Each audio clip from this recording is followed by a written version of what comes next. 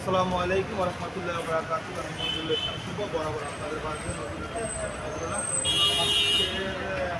আমাদের সাথে গাজীপুর চৌরাস্তা আগে যারা গাজীপুর রোডের সামনে যে অফিসটা ছিল, আগে 6 মাস আগে রোডের সামনে যে অফিসটা ছিল পাসপোর্ট তৈরি করার জন্য, সেটা কিন্তু এখন স্থান পরিবর্তন করে কিন্তু গাজীপুর চৌরাস্তা মেট্রো পুলিশ পশ্চিম পাশে।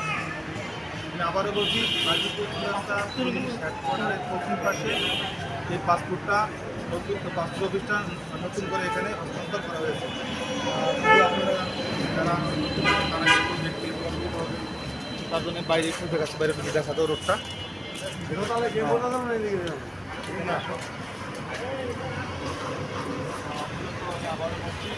স্থান কিন্তু পরিবর্তন করা হয়েছে। আর এখানে একটা সুখবর আছে যে আপনাদের এখানে যদি দালালের কোনো ভাই আপনি আপনার বিস্তারিত যদি বলতেন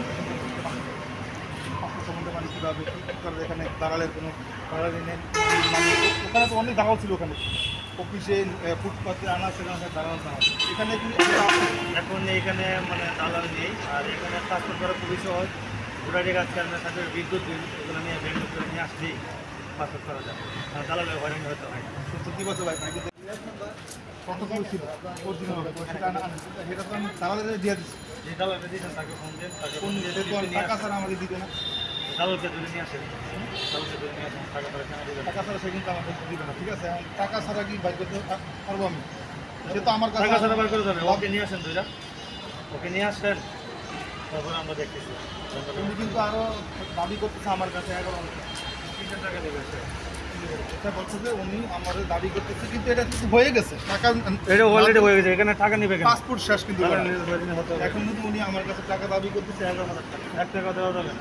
টাকা দেওয়া হ্যাঁ, ওটা আমি কীভাবে আমি যদি না দেয় ওনারা আমি পান করবো। ওনাকে তো ওখানে গেছি ওদের পুলিশটা কিন্তু বন্ধ। ওইটা আবার একটু বিস্তারিত বলেন। কিন্তু বলো দালালের হয়রানি এটা।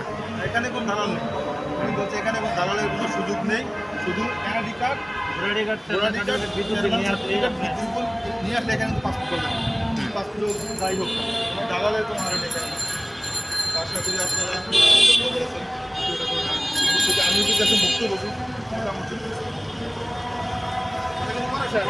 টাকা কিন্তু করা হচ্ছে, কিন্তু 5,750 টাকা 10 বছরের মেয়াদ এই পাসপোর্ট। ওইখানে ব্যাংকরা করছে যে 5,750 টাকা 10 বছর। আর এখন যেটা আমার দ্বারা দাবি করতে সেটা কিন্তু 11,000 টাকা। এটা বলবে এটা দালালের সব কথা। ঠিক আছে, আমার ঠিক আছে ভাইয়া, ধন্যবাদ ভাইয়া। আশা করি ভালো থাকবেন। আজকে এখানে কোথায়